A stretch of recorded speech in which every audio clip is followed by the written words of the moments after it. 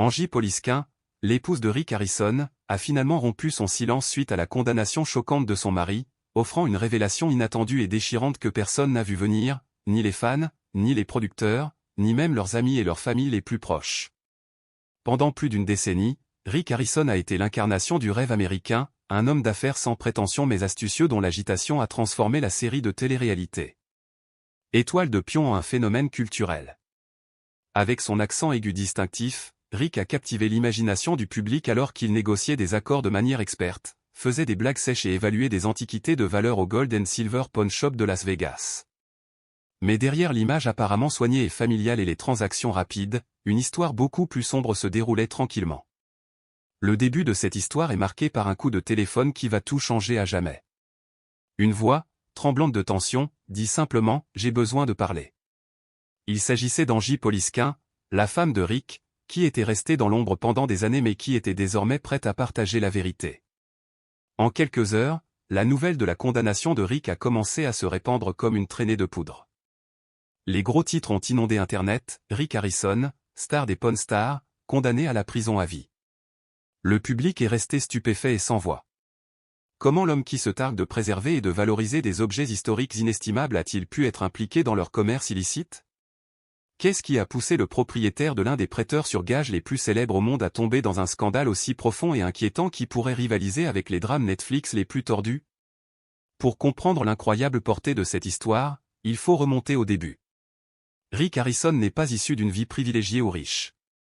Son enfance a été marquée par des difficultés, notamment lorsqu'il a reçu un diagnostic d'épilepsie dès son plus jeune âge. Cette condition l'isolait des autres enfants, limitant ses activités physiques et le confinant en grande partie à l'intérieur. Mais c'est dans cette solitude que Rick a trouvé son évasion. Pendant que d'autres enfants jouaient dehors, il se plongeait dans des livres d'histoire, d'économie et de psychologie. Il est devenu fasciné par la valeur des pièces de monnaie anciennes, l'essor et la chute des civilisations et le comportement humain, en particulier dans le contexte du commerce. Ce qui a commencé comme un moyen de faire face à sa condition s'est progressivement transformé en une passion profonde qui allait façonner l'homme qu'il allait devenir et l'empire qu'il construirait. Au début des années 1980, Rick a déménagé à Las Vegas, non pas par choix, mais par nécessité. Son père, Richard Benjamin Harrison, connu sous le nom de « le vieil homme », avait servi dans la marine et avait du mal à subvenir aux besoins de sa famille.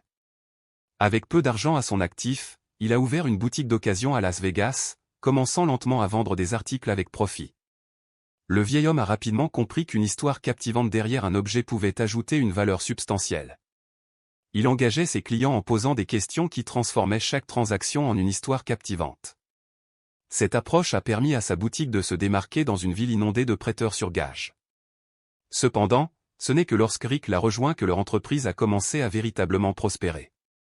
Ensemble, ils ont transformé leur petit prêteur sur gages en une marque reconnue à l'échelle nationale. Mais à mesure que Pawn Stars devenait célèbre, les défis qui l'accompagnaient également. Ce qui a commencé comme une entreprise familiale est devenu un empire, de plus en plus contrôlé par des accords, des parrainages et des contrats publicitaires. La pression montait et avec elle, les fissures commençaient à apparaître. Si le public adore la dynamique familiale présentée à la télévision, les choses en coulisses sont bien moins roses. Angie, la petite amie de Rick à l'époque, puis sa femme, a été la première à sentir que quelque chose n'allait pas. Les signes étaient subtils au début, bureau fermé à clé, colis mystérieux arrivant à des heures indues et voyages d'affaires à l'étranger qui ressemblaient plus à une dissimulation qu'à un travail légitime. Au début, elle a fermé les yeux, attribuant cela au stress écrasant que subissait Rick. Mais tout a changé un jour lorsque Rick est rentré à la maison couvert de sang, affirmant qu'il était simplement tombé. Angie, cependant, savait mieux. Ses soupçons grandissaient, mais elle restait silencieuse jusqu'à présent. Lors de sa première interview publique, Angie était assise dans un studio d'un blanc immaculé, les mains fermement jointes sur ses genoux, sa voix à peine au-dessus d'un murmure. Elle était visiblement secouée, ses paroles trahissant des années de peur et d'incertitude. Angie a parlé de livres de comptabilité secrets cachés dans des meubles, de coffres-forts dissimulés derrière de faux murs et de conversations entendues sur des ventes aux enchères illicites à Dubaï, des collectionneurs en Europe de l'Est et des objets volés qui n'auraient jamais dû quitter leur pays d'origine. Elle a révélé comment Rick, autrefois un homme intègre, était descendu dans un monde souterrain trouble où la confiance avait cédé la place au secret et au pouvoir. Son témoignage a fait l'effet d'une bombe. Au fur et à mesure que l'enquête s'approfondissait, le FBI a commencé à rassembler des preuves d'une opération criminelle de grande envergure. Depuis près de 3 ans, des agents fédéraux collectaient des informations, notamment des virements bancaires suspects, des revenus non déclarés et des certificats d'évaluation falsifiés pour des objets historiques volés. Mais c'est le témoignage d'Angie qui a fourni la pièce cruciale du puzzle, celle qui allait détruire l'empire de Rick.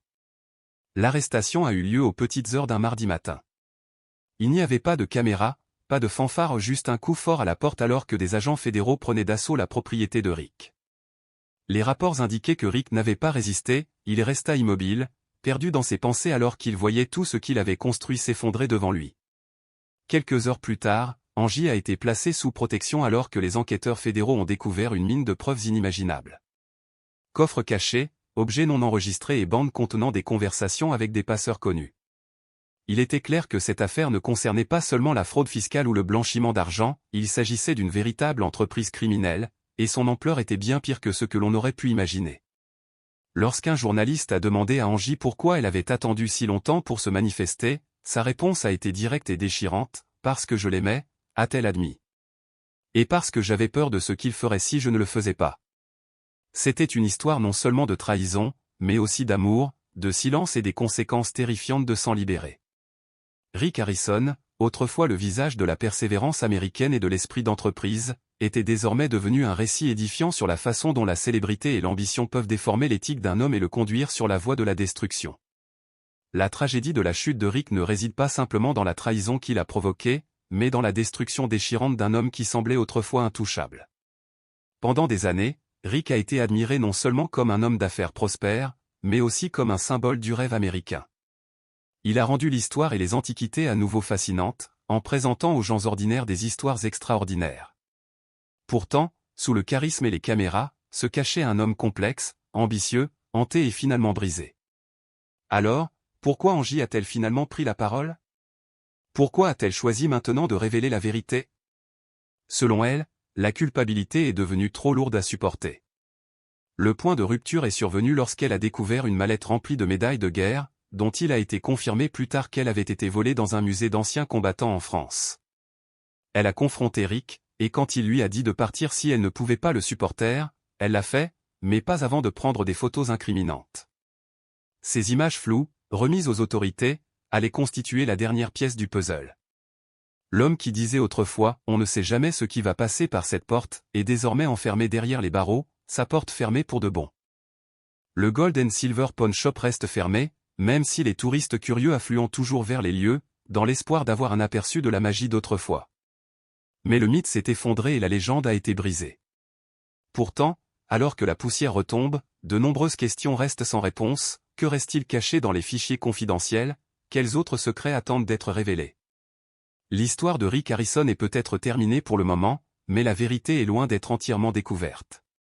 Cette série vise à faire la lumière non seulement sur la disgrâce de Rick Harrison, mais aussi sur les motivations complexes derrière ses actions. Pourquoi a-t-il tout risqué? Qu'est-ce qui l'a conduit dans cette voie? Et pourquoi, après tant d'années, Angie a-t-elle finalement rompu son silence? Alors que l'enquête se poursuit, l'étendue de ce qui a été découvert sur la propriété de Rick pourrait être plus explosive que quiconque aurait pu l'imaginer. Restez à l'écoute, car la vérité commence tout juste à éclater.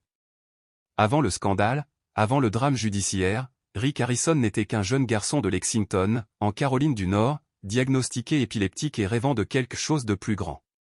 Ses modestes débuts, marqués par des difficultés médicales et l'isolement, étaient très éloignés du monde de gloire et de fortune qui serait un jour le sien. Son état l'a amené à lire avec voracité, s'imprégnant de connaissances qui constitueront plus tard la base de son succès futur. Et malgré tout cela, une chose restait claire, l'ambition de Rick le conduirait vers des sommets extraordinaires. Mais comme nous le savons désormais, même les rêves les plus grands peuvent se transformer en cauchemars les plus sombres. Le flux d'argent au sein de l'empire commercial de Rick était une opération soigneusement orchestrée, impliquant des SARL, des entités offshore et des sociétés écrans qui jouaient tout un rôle important dans la génération de profits massifs. Si certaines parties de cette opération étaient parfaitement légales, d'autres étaient loin de l'être. Lentement mais sûrement, Rick a franchi un point de non-retour, une ligne qui, une fois franchie, ne pourrait plus être défaite. Les employés ont commencé à remarquer des irrégularités troublantes. Les objets apparaissaient et disparaissaient sans aucune trace de documentation appropriée, comme s'il s'agissait de présences fantomatiques dans l'entreprise. Rick rencontrait souvent des acheteurs à l'extérieur du magasin et, occasionnellement, des antiquités coûteuses se matérialisaient, pas de paperasse, pas d'origine claire, juste une transaction douteuse. Lorsque le personnel s'est renseigné, ils ont été repoussés par un refrain bien trop familier, de grosses affaires, disait Rick avec un sourire confiant. Le style de vie de Rick semblait défier toute logique. Sa richesse, dépassant de loin ce que l'on pouvait raisonnablement attendre de son salaire, suggérait qu'il était impliqué dans des transactions bien plus importantes que quiconque ne pouvait l'imaginer. C'est au cours de cette période que Rick a rencontré Angie Poliskin, une femme qui ne ressemblait à aucune des femmes qu'il avait connues auparavant. Angie n'était pas seulement attirante, elle était intelligente, perspicace et très astucieuse. Forte de plusieurs années d'expérience en tant qu'évaluatrice auprès de collectionneurs privés, elle s'est spécialisée dans les livres rares et les objets militaires, domaine que Rick avait toujours admiré. La connexion entre eux fut instantanée. Au bout d'1 an, ils vivaient ensemble et au bout de 2 ans, ils se mariaient. Au début, Angie s'est retrouvée fascinée par le style de vie offert par le succès de Rick, le luxe, les voyages, l'excitation d'une vie qu'elle n'avait jamais imaginée. Mais au fil des mois, des fissures ont commencé à se former. Rick a commencé à se comporter de manière plus erratique. Certaines pièces de leur maison restaient verrouillées et il répondait aux appels à voix basse, disparaissant pendant des jours sans explication. Son obsession pour la sécurité a atteint des niveaux inquiétants, des caméras ont été installées, les mots de passe ont été modifiés chaque semaine et son téléphone était perpétuellement verrouillé. Angie pouvait sentir que quelque chose n'allait pas, mais Rick avait un don pour la persuasion. Il pouvait convaincre n'importe qui, y compris elle, de croire ses explications, même s'il savait que quelque chose n'allait pas. Le tournant s'est produit lorsqu'Angie a confronté Rick à propos d'objets étranges apparaissant dans leur maison, un casque nazi antique, une épée rouillée avec un code lié à une pièce de musée volée. Rick lui a assuré qu'il s'agissait de simples répliques, mais au fond, Angie a commencé à douter de cette explication. Elle voulait le croire, mais finalement, elle ne pouvait plus ignorer les signes croissants. La véritable rupture s'est produite lors d'un voyage à Prague. Ils étaient censés assister à une exposition exclusive de collectionneurs, mais Rick a disparu pendant 2 nuits entières. Lorsqu'il revint finalement, il était évasif, agité et son comportement devenait de plus en plus erratique. Plus tard, Angie est tombée sur un reçu dans sa valise, un virement bancaire de 2,80 millions de dollars vers une société enregistrée aux îles Caïmans.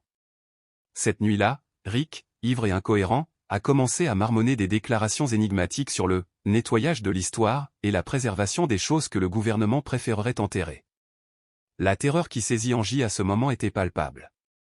À partir de ce moment-là, elle a commencé à tout documenter aux photos, notes et même conversations au tout ce qui pourrait l'aider si les choses tournaient mal. Elle n'aurait jamais pensé qu'elle aurait besoin d'utiliser ces disques, mais au fil des semaines, il est devenu clair que le monde de Rick s'effondrait et qu'elle était trop plongée pour rester une spectatrice innocente. L'ascension de Rick vers la gloire avait été tout simplement fulgurante. D'enfant maladif et peu prometteur, il s'est frayé un chemin jusqu'au sommet, devenant le visage d'un empire de télé-réalité. Son succès semblait défier toute attente, prouvant qu'avec suffisamment de détermination et un peu de ruse, n'importe qui pouvait devenir riche, célèbre et influent. Mais à mesure que son empire s'étendait, la tentation de repousser les limites s'est également accrue.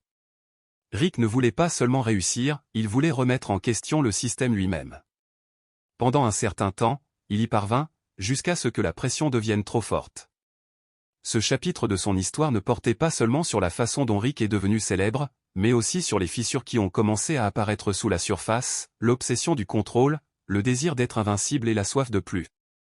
De l'extérieur, il semblait que tout se passait comme d'habitude. Les lumières du Gold and Silver Pawn Shop brillaient plus fort que jamais. Les touristes ont continué à se rassembler à l'extérieur, dans l'espoir d'apercevoir Rick ou Shin-Lee, et l'équipe de production a filmé de nouveaux épisodes pour la saison suivante. Les marchandises s'envolaient toujours des étagères. Mais dans les coulisses, les fondations de l'empire de Rick commençaient à se briser. Le premier signe est venu avec un audit surprise par l'IRS, un audit que Rick avait initialement considéré comme une routine. Cependant, les auditeurs ont découvert des écarts dans les rapports sur les revenus du magasin. Les dépôts avaient été gonflés et de mystérieuses déductions étaient liées à des entités étrangères. Comme toujours, Rick a minimisé la situation, la qualifiant de « pure bureaucratie », une plainte courante de ceux qui « gagnent de l'argent ». Pourtant, Angie a remarqué un changement significatif. Rick ne dégageait plus sa confiance habituelle. Il veillait tard dans la nuit, annulait des interviews et se coupait du monde. Il a passé des heures à huis clos, parlant à voix basse au téléphone. La paranoïa était palpable, il a installé davantage de caméras de sécurité, embauché un consultant en sécurité privée et a même demandé à Angie d'échanger des voitures avec lui lorsqu'il sortait. Très vite, les licenciements ont commencé. Javier, un employé fidèle qui travaille dans l'entreprise depuis près de 8 ans, a été le premier à partir. Un jour, il est arrivé au travail et a trouvé sa carte d'accès désactivée, aucune explication, aucune indemnité de départ, rien. La rumeur disait que Javier avait demandé où se trouvait un rare fusil de la guerre civile qui avait été évalué devant une caméra mais jamais officiellement enregistré. Lorsque d'autres employés ont commencé à se renseigner, la réponse de Rick a été froide, il en savait trop sur des choses qui ne le concernaient pas. Au cours des mois suivants, d'autres employés ont disparu, certains ont été licenciés pour des infractions mineures, d'autres ont démissionné sans explication. Chaque départ laissait un vide notable dans l'entreprise et l'atmosphère dans le magasin se refroidissait. Quelque chose était caché et tout le monde pouvait le sentir. Angie, devenant de plus en plus méfiante à l'égard du comportement de Rick, l'a confronté à plusieurs reprises au sujet d'objets qu'il gardait sous clé, des objets qui n'appartenaient pas au coffre-fort de haute sécurité où étaient conservés les objets les plus précieux du magasin. Au lieu de cela, ils étaient stockés dans une pièce secrète derrière son bureau. Lorsqu'elle lui a posé des questions sur une mallette mystérieusement apparue, la réponse de Rick a été effrayante. Il n'a pas crié ni s'est mis sur la défensive, il l'a simplement regardé avec des yeux froids et a dit « Ne me pose plus la question de ça ». Angie savait alors que pousser plus loin ne ferait que créer un plus grand fossé entre eux. Mais la distance entre eux ne cessait de croître et le silence entre eux devenait insupportable. Le tournant final s'est produit lors d'une transaction privée avec un collectionneur autrichien. Tard dans la nuit, l'homme est arrivé, accompagné de 2 gardes du corps, portant une grande mallette en cuir. Rick a fermé le magasin plus tôt, mais Angie est restée sur place. Elle s'est cachée dans le couloir et a jeté un coup d'œil par une fente de la porte pour observer. Rick ouvrit la mallette et révéla plusieurs objets antiques en métal, certains enveloppés dans un tissu en soie. Un objet a attiré l'attention d'Angie, un crucifix incrusté d'or. Elle l'a immédiatement reconnu grâce à ses recherches. Le crucifix avait été volé 5 ans plus tôt dans un site religieux en Croatie et une récompense était toujours offerte pour sa restitution. Cette nuit-là, Angie n'a pas pu dormir. Rick avait franchi une ligne, et ce n'était plus seulement une question d'irrégularité financière. Il s'agissait d'un crime international, un trafic d'artefacts. Angie n'avait d'autre choix que de rassembler des preuves photos, documents et notes sur tout ce qui pourrait la protéger lors de la tempête à venir. Tandis que Rick continuait à entretenir l'illusion de la normalité, son empire s'effondrait de l'intérieur. Le magasin était toujours ouvert, les épisodes télévisés toujours diffusés, mais les plaintes ont commencé à affluer. Les clients ont affirmé que leurs objets mis en gage avaient été perdus et des objets de famille ont même disparu. Une femme âgée a signalé que ses bijoux avaient disparu et lorsqu'elle a demandé à parler à Rick, on lui a proposé un chèque de remboursement avec un avertissement de ne pas le rendre public. Mais elle l'a fait et bientôt, un ordre de cesser et de s'abstenir est arrivé. Mais elle ne s'est pas arrêtée. Les menaces juridiques, les poursuites et les plaintes de collectionneurs et de musées se sont accumulées, et des employés mécontents ont commencé à menacer de révéler ce qu'ils savaient. Rick, s'appuyant de plus en plus sur son équipe juridique coûteuse, semblait se préparer au combat, mais Angie a vu autre chose, sa consommation d'alcool empirait. Il commença à boire beaucoup tous les soirs, parfois jusqu'au petit matin, ses mots confus et ses pensées fragmentées. Une nuit, dans un état d'ébriété, il l'a qualifié de « responsabilité ». Lorsqu'elle lui a demandé ce qu'il voulait dire, il l'a rejeté en riant, mais ses yeux ont révélé la vérité. L'empire de Rick a cependant continué de croître, il a ouvert une maison de vente aux enchères privées, un lieu secret pour les collectionneurs sérieux et les joueurs, mais Angie savait mieux. C'était une façade pour le commerce de biens volés. Pas de reçu, pas d'inventaire, juste des poignées de main discrètes et des enveloppes pleines d'argent. Finalement, Angie a confronté Rick avec des preuves concrètes, une photo du crucifix volé, une capture d'écran du registre du musée et un registre comptable privé qu'elle avait trouvé caché dans un tiroir. La réponse de Rick était effrayante.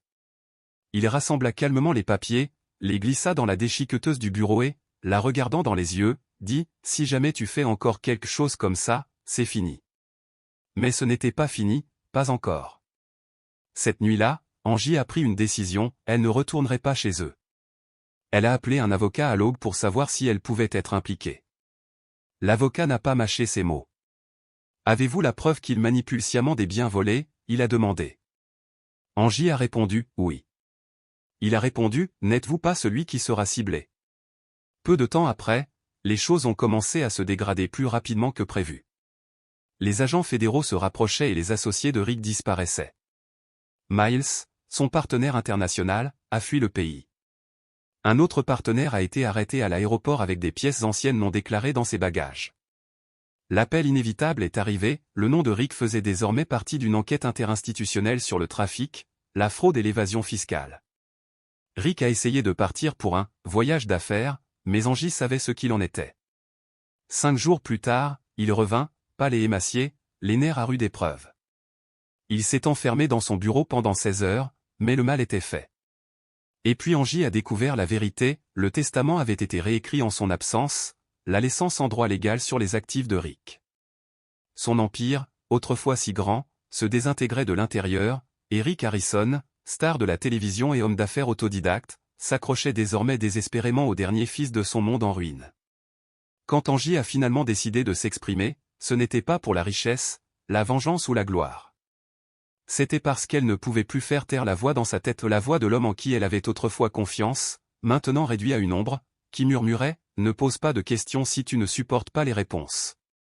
Elle avait passé tellement de temps à se convaincre que tout n'était peut-être que le fruit de son imagination. Après tout, Rick n'était pas seulement une personnalité publique, il était son mari, l'homme qui lui avait promis le monde. Mais désormais, la vérité était devenue indéniable. Vivant dans une maison construite sur la tromperie, il était inévitable que les murs finissent par parler et Angie avait écouté attentivement. Ce qui avait commencé comme une interview soigneusement organisée dans un bureau de production anonyme à la périphérie de Los Angeles s'est rapidement transformé en un moment charnière de révélation. Avec 3 caméras, un producteur et un contrat garantissant sa liberté de parole sans censure ni interférence, les paroles d'Angie étaient sur le point de briser la façade soigneusement construite. Pour sa sécurité, l'enregistrement a été réalisé à l'avance et sa diffusion n'est prévue qu'après que le tribunal a rendu son verdict. Rick, malgré ses nombreuses manipulations, avait clairement indiqué qu'il ne voulait pas perturber le processus judiciaire, mais une fois la sentence prononcée, son désir était que la vérité, brute et non filtrée, parvienne directement au monde de ses lèvres. Alors que les lumières s'allumaient, Angie inspira profondément, son regard fixé fermement sur la caméra devant elle. « J'ai été mariée à Rick Harrison pendant 7 ans, a-t-elle commencé, sa voix ferme et posée. À cette époque, j'ai appris que la télé-réalité ne montre que ce qu'ils veulent que vous voyez. Mais ce que j'ai vécu, ce dont j'ai été témoin, était quelque chose de bien plus sombre, de complètement différent. Il n'y avait pas de larmes, pas d'éclat, son ton était inébranlable, presque étrangement calme. C'est ce calme qui rendait son histoire encore plus troublante. Avec une clarté délibérée, elle a commencé à raconter les années qu'elle a passées dans l'ombre de l'Empire Harrison, sa prise de conscience croissante que l'homme que le monde adorait s'était transformé en quelqu'un ou en quelque chose de méconnaissable. Elle a commencé par raconter leur première rencontre. C'était loin d'être une rencontre de contes de fées. Angie avait été embauchée par un marchand d'art privé pour évaluer une collection d'objets militaires acquis aux enchères. L'acheteur? Nul autre que Rick Harrison. Il a été impressionné par ses connaissances et sa précision, et elle, à son tour, s'est retrouvée attirée par sa confiance et sa présence magnétique. La relation a évolué rapidement.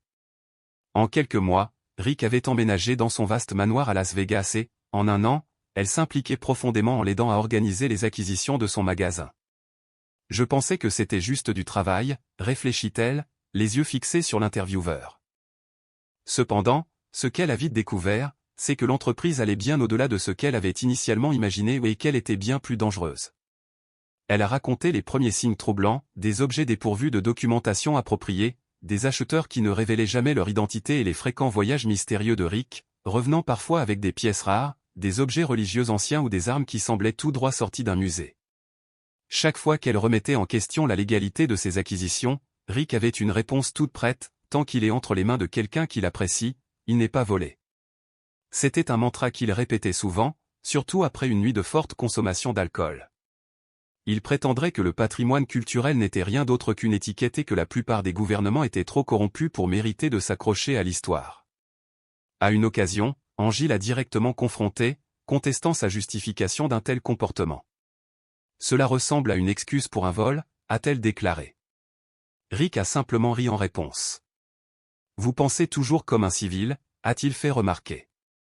C'est à ce moment-là qu'Angie a réalisé toute l'étendue du cadre moral déformé de Rick, un code où l'argent et le pouvoir le plaçaient au-dessus des lois que tous les autres devaient suivre. Mais la situation n'était pas seulement philosophique, elle était aussi financière. Angie a découvert des feuilles de calcul décrivant les comptes offshore, y compris les actifs au Panama et à Belize, où près de 4 millions de dollars avaient été cachés à l'IRS. Lorsqu'elle l'a confronté à ce sujet, Rick a saisi le document, l'a plié et l'a brûlé dans l'évier. Je me sentais terrifié, a-t-elle admis, sa voix trahissant une rare pointe d'émotion. Il n'a jamais mis la main sur moi. Il n'en avait pas besoin. Mais il a clairement indiqué qu'il avait le pouvoir de me détruire, financièrement et publiquement. Il m'a dit que personne ne me croirait, et je l'ai cru. La véritable horreur du témoignage d'Angie ne réside cependant pas dans l'ampleur des activités criminelles de Rick, mais dans leur caractère méthodique et calculé. Elle a décrit un système très organisé, qui fonctionnait avec la précision d'une machine bien huilée. Rick n'opérait pas seul.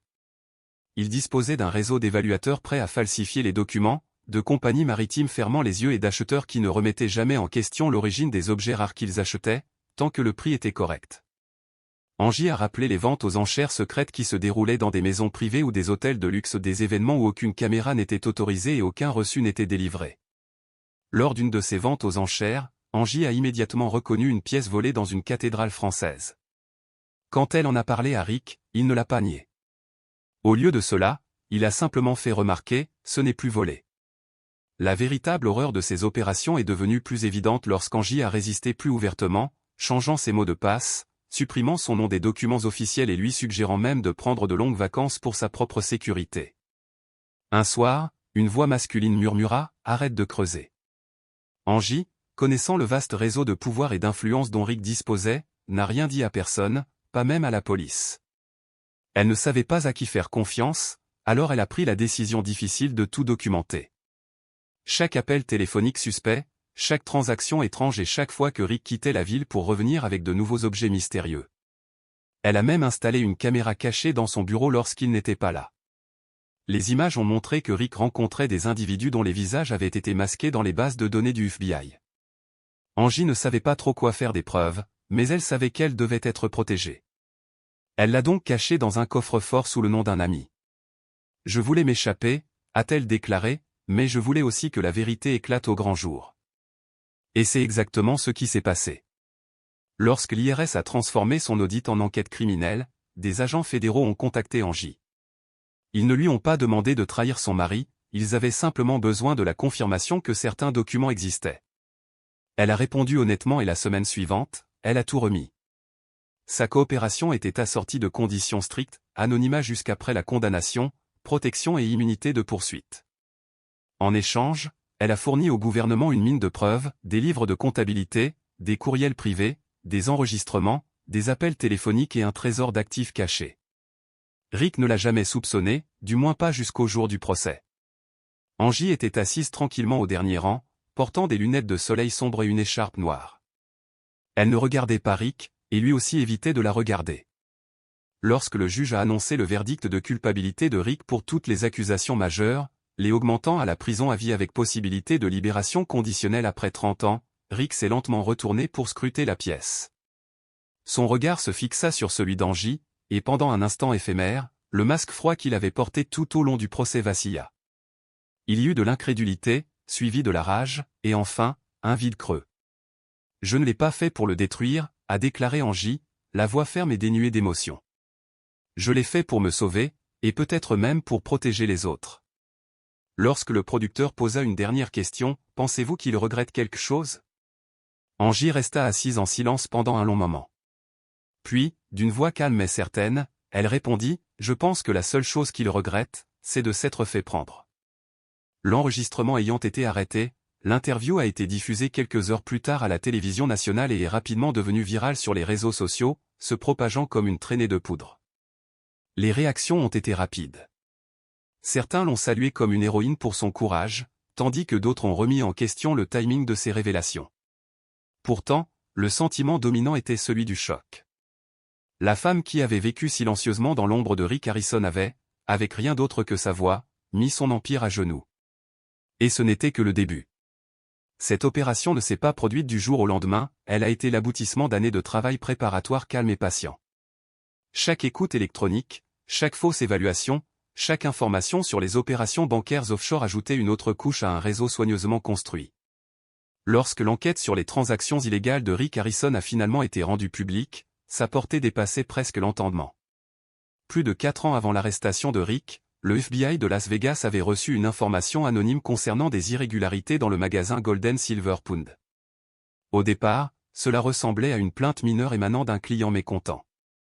Un acheteur de l'Oregon avait acheté une pièce de monnaie romaine rare au magasin, pour découvrir plus tard que non seulement la pièce était authentique, mais qu'elle avait également été répertoriée comme volée dans un musée de Naples, en Italie.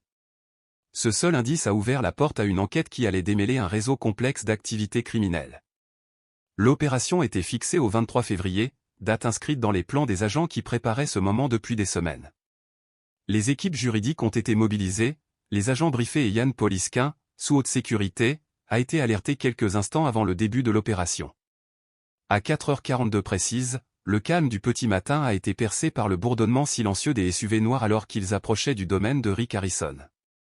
La propriété, entourée d'imposantes portes en fer et d'un système de sécurité sophistiqué, ressemblait à une forteresse, parfaitement adaptée à un homme qui se méfiait depuis longtemps de la surveillance et des intrusions. Utilisant des codes secrets et des plans détaillés d'un ancien employé, les agents ont infiltré l'emplacement fortement fortifié. Ils se sont déplacés avec une efficacité tactique, s'assurant que chaque pièce était vidée, que les civils étaient protégés et que les zones clés mises en évidence dans les dossiers d'Angie étaient localisées, le bureau privé de Rick, l'entrepôt souterrain et les unités de stockage sécurisées dans l'aile ouest. Il n'a pas fallu longtemps pour retrouver Rick, pieds nus et en peignoir, en train de verser un verre de jus d'orange dans sa cuisine. Il n'y a eu aucune résistance. Sans prononcer un mot, il posa le verre sur le comptoir et hocha la tête. « Sais-tu pourquoi nous sommes ici » C'est en qui un agent. La réponse de Rick a été nonchalante, « Oui, j'imaginais que ce jour pourrait arriver. » Les découvertes faites lors du raid ont provoqué une onde de choc au sein de l'équipe d'enquête. Dans la salle de stockage privée de Rick, plus de 400 artefacts non documentés ont été découverts, dont beaucoup remontent à l'Antiquité. Certains ont été marqués comme volés par Interpol, tandis que d'autres portaient des signes de restauration non autorisés. Ces objets avaient été méticuleusement stockés dans des boîtes doublées de velours cachées derrière de faux murs, conservés dans des compartiments réfrigérés pour préserver leur parfait état.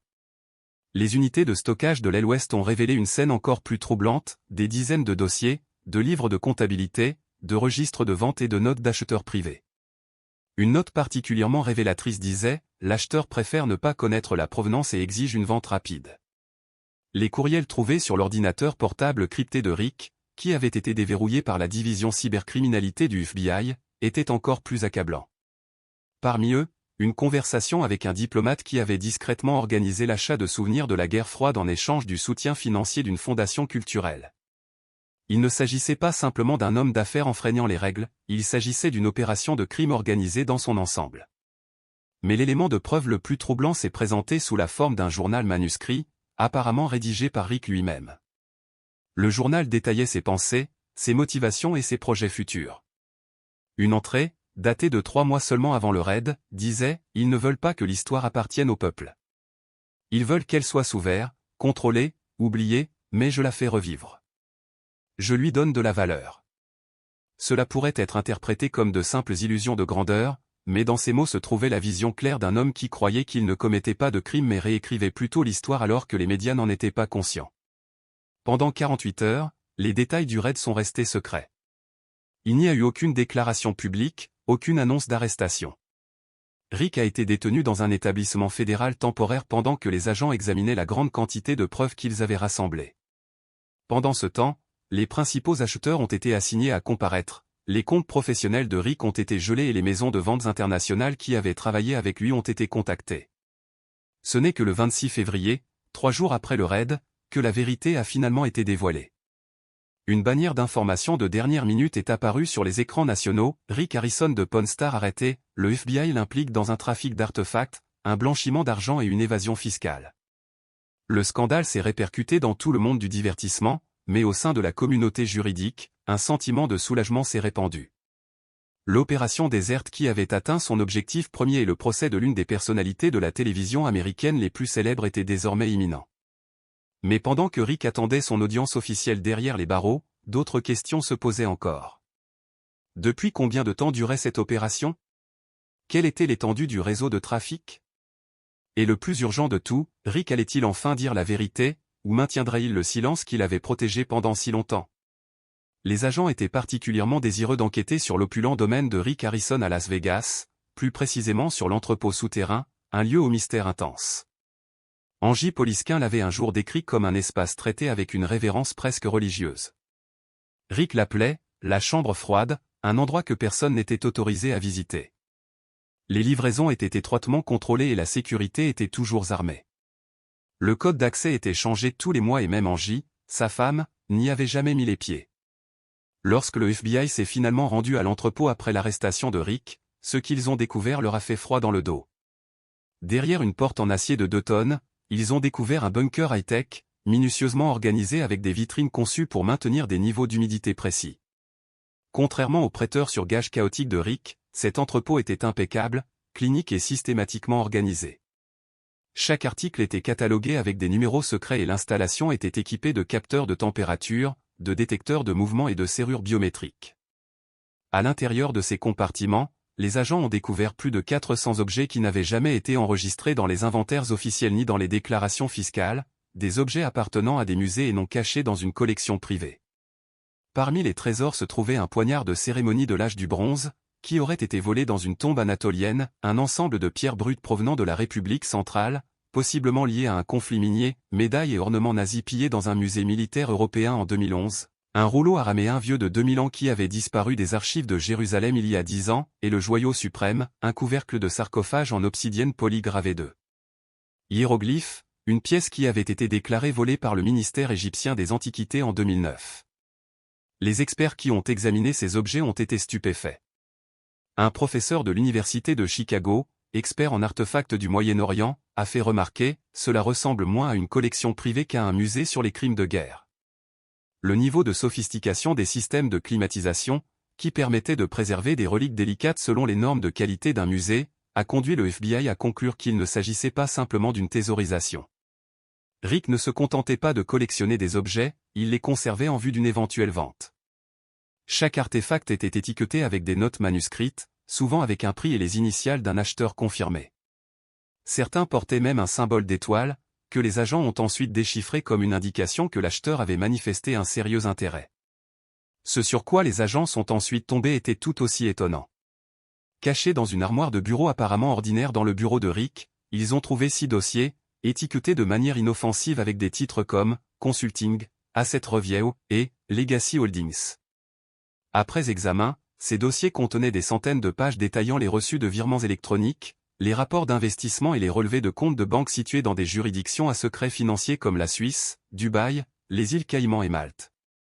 Le grand livre a révélé que 8,4 millions de dollars avaient été transférés à une fiducie privée basée au Luxembourg liée à une société écran appelée Bastion International, une entité que Rick avait mentionnée à Angie pendant le dîner comme un « dépôt réel ». Un examen plus approfondi a révélé une opération de blanchiment d'argent presque parfaite.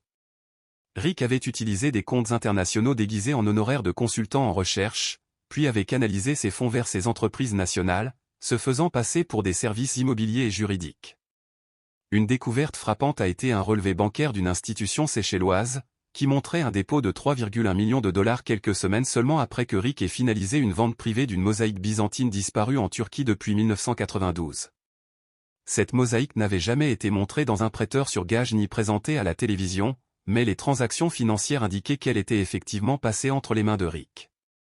Tout aussi choquantes ont été les cassettes de chantage trouvées cachées dans un coffre-fort ignifuge derrière un tableau au 2e étage de la maison de Rick. Ce qui semblait au départ être des enregistrements VHS ordinaires a rapidement révélé quelque chose de beaucoup plus sombre. Ces cassettes contenaient des conversations secrètes entre Rick et divers collectionneurs, clients et même employés. Certains enregistrements ont été réalisés en secret, tandis que d'autres semblaient orchestrés pour obtenir des aveux incriminants. Une cassette montre un ancien directeur de musée acceptant une pièce d'or en échange de l'accès à une liste d'objets mal documentés provenant d'archives coloniales africaines. Un autre montrait un évaluateur falsifiant une documentation pour une tablette sumérienne. Le plus révélateur était peut-être les clips de Rick conversant avec d'autres dealers sur leur vie personnelle, leurs dettes et leurs activités criminelles, démontrant que Rick avait construit un réseau basé sur la manipulation, le chantage et le contrôle, garantissant que personne n'oserait se retourner contre lui. La découverte d'une opération de contrefaçon dans le deuxième entrepôt de Rick n'a fait qu'ajouter aux preuves croissantes. Là, des agents ont découvert de faux certificats d'évaluation d'objets inestimables, dont beaucoup étaient signés par des experts décédés depuis longtemps. Rick avait fait appel à des faussaires spécialisés pour fabriquer la provenance d'articles qui autrement soulèveraient des signaux d'alarme dans des maisons de vente réputées. La dernière pièce du puzzle est arrivée lorsque les agents ont découvert un registre partiellement brûlé caché dans la cheminée de Rick. Un indice fourni par Angie les a amenés à fouiller la cheminée, où ils ont récupéré des restes de pages brûlées. L'équipe médico-légale a minutieusement reconstitué ce qu'elle pouvait, révélant un enregistrement détaillé des transactions, des descriptions d'articles et des dates. Le plus effrayant de tous était une liste de noms, chacun suivi d'initiales et de coches, dont l'une était « AP » pour Angie Poliskin. Le procès de Rick, une fois commencé, ressemblait moins à une affaire classique de crime en col blanc qu'à la conclusion dramatique d'un film de braquage, sauf que cette fois, l'escroc ne s'échapperait pas. La salle d'audience bourdonnait d'impatience alors que les journalistes se pressaient dehors, impatients d'assister à la chute d'un homme qu'ils croyaient autrefois être un humble homme d'affaires. Le premier jour, Rick est entré dans la salle d'audience vêtu d'un costume gris soigneusement repassé, mais sa démarche confiante avait disparu. Ses mouvements étaient lents, son visage inexpressif et il évitait tout contact visuel avec qui que ce soit, y compris les caméras. L'accusation n'a pas perdu de temps pour décrire Rick comme un homme qui avait soigneusement cultivé une image d'intégrité tout en dirigeant secrètement un empire criminel de plusieurs millions de dollars. Son équipe de défense a tenté de le présenter comme un homme qui avait simplement mal interprété la loi, affirmant qu'il n'avait jamais eu l'intention de lui faire du mal. Mais cette défense a été rapidement démantelée par une montagne de preuves, notamment le témoignage d'Angie Poliskin, qui avait été une figure clé de l'enquête. Quand Angie est venue à la barre, Rick n'a pas levé les yeux. Ses yeux étaient fixés sur le sol alors qu'elle racontait calmement les nombreuses façons dont il avait manipulé tout le monde autour de lui. La salle d'audience a écouté attentivement, comprenant que ce procès n'était pas seulement la fin de la carrière criminelle de Rick, c'était la révélation d'un homme qui avait bâti un empire sur la tromperie, la manipulation et le trafic de l'histoire elle-même.